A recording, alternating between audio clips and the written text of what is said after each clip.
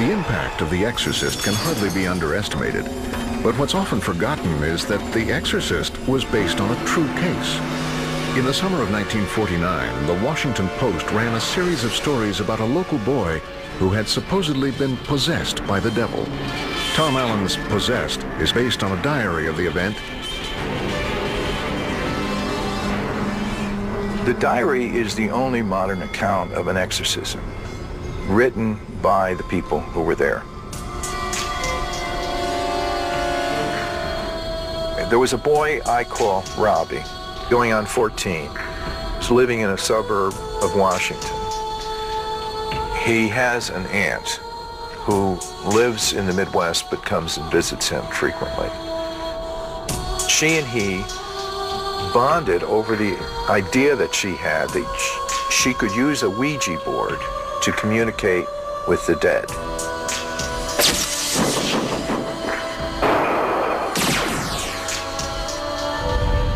When the boy's aunt suddenly died, he became obsessed with the idea of contacting her spirit and used the Ouija board to do it.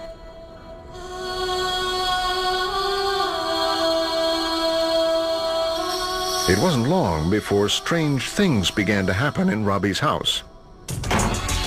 Noises in the house, dripping, pictures either shake or fall off the wall.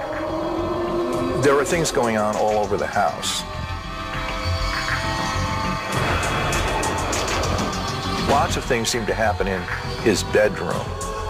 The mattress undulates, that there are noises and scrapings and scratchings associated with the mattress. For weeks on end, the baffling events continued. One night, the mother and the grandmother were in Robbie's room, and all three start to hear something that sounds like drums, something that sounds like marching feet, and they actually feel that there's something going on in the bed. The mother and father have no idea what to do. They go to their minister, and he says to the family, "This is too much for me. I don't know what's going on. You've got to go to a priest. Catholics know about this." For 2 months, priests in Washington and St. Louis, where the boy had relatives, tried to exorcise his demon, to no avail.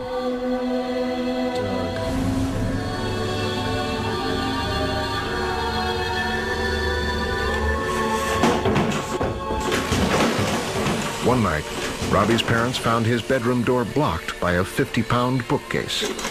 Robbie? On another night, while the boy claimed to have been dozing, a bottle of holy water left in Robbie's bedside table went sailing across the room.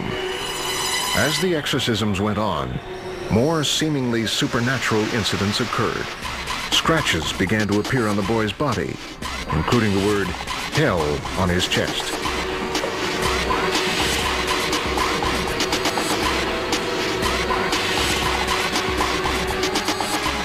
Robbie went through a whole repertory of violent reactions to the exorcism. Night after night, he spat a lot. He becomes very violent. He was a ferocious little boy who seemed to have tremendous strength. Night after night, it gets worse and worse. Eventually, Robbie ended up in the hospital, where the exorcisms continued. Finally, on Easter Monday, it all came to an end with a bang. They heard what seemed to be an explosion.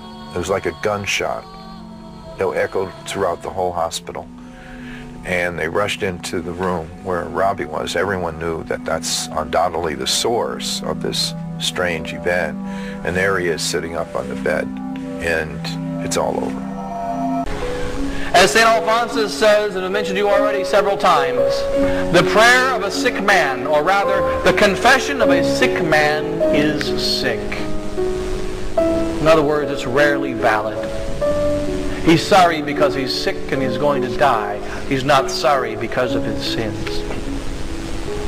And St. Alphonsus, in one of his sermons on hell, speaks of one of these men. And this particular man delayed his confession, and he delayed his confession, and he delayed his confession. And the doctor came to him and said, "You're sick, but it's not so bad." And the doctor knew that he was going to die. But when the time came, according to the law in Italy at that time, if a doctor did not call for a priest, the doctor could go to jail. It was required by law to call the priest. And St. Alphonsus says, even though the doctor knows it is required by law to call the priest, he still doesn't do it until it's almost too late. And then only to avoid going to jail. Finally, at the end, the doctor tells the man, "Yes, you're going to die. You should perhaps call the priest now." But the man is so sick in his sickness, he's so delirious and he is not clear in the head that he is not fully aware of what's going on around him. But he agrees and he calls for the priest, and the priest comes. The priest asks him to say some of his sins. He thinks of a few, whatever can come to his mind. But he is so overtaken by his sickness that he does not have time, and he does not pull up to himself any great sorrow for his sins. He receives sacrilegious absolution, followed by sacrilegious anointing, followed by sacrilegious communion, followed by death and eternal damnation. Sermon of St. Alphonsus. And he goes on in the sermon, and the priest comes in with his holy water, and he sings the De Profundis, and he pours the water upon this man, and he burns, and the water does him no good. And they bring his body to the church, and they sing the beautiful chants of the church, and they light the 6 candles of life around his body, and he burns. And the prayer does him no good. For he has heaped coals of fire upon himself. And how long does he burn? Forever. And there shall be no ending. There shall be no middle. He shall simply burn. Just imagine Jesus' face at the judgment. This is the voice that entered my heart. Just imagine Jesus' face at the judgment, when he asks for an account of your life that you were supposed to spend saving sinners from their sin. And the reason of your negligence you've shown is this. Yeah, Jesus, about that, winning the lost. Yeah, our youth pastor spoke a little about that. Yeah, that's cute, yeah.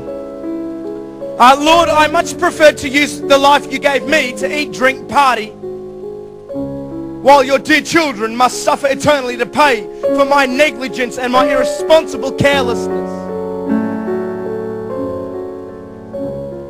Watch his face as you tell him that. And he says, go ahead and play your games. Dance on, for there are no games in hell. Watch Jesus' face and stare close into his eyes as you tell him that the people who are worth his death were not worth your life.